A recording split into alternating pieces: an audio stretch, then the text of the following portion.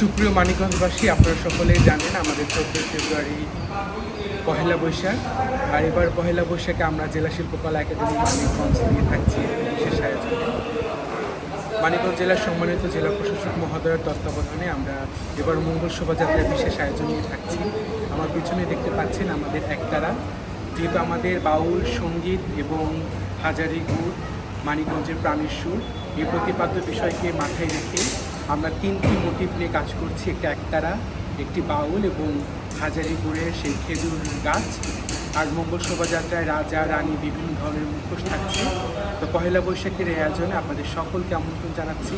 আমাদের প্রস্তুতি একদমই প্রায় শেষের দিকে। আপনাদের মঙ্গল শোভাযাত্রায় সকলকে আমন্ত্রণ জানাচ্ছি বাংলা নববর্ষকে পালন করবার।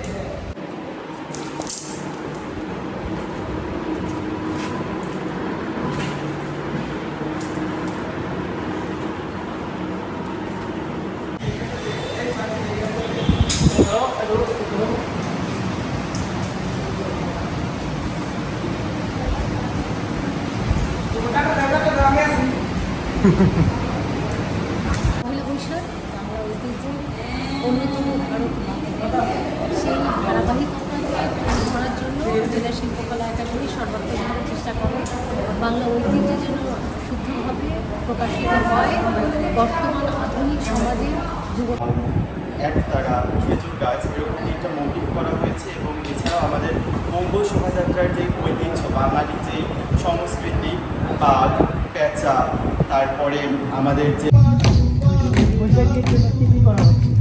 বৈশাখের জন্য আমরা এবার মানিকগঞ্জ জেলাকে বিশেষভাবে উপস্থাপন করতে পেরেছি। এর জন্য আমরা একটি নাট্য করছি। আমাদের নাট্যের নাম হচ্ছে গঞ্জের বায়ু। আমি জানি যে মানিকগঞ্জ জেলা অনেক লোক সংস্কৃতি দিয়ে আমাদের এখন আমাদের মঙ্গল শোভাযাত্রার জন্য যা যা তার জন্য হচ্ছে সেগুলো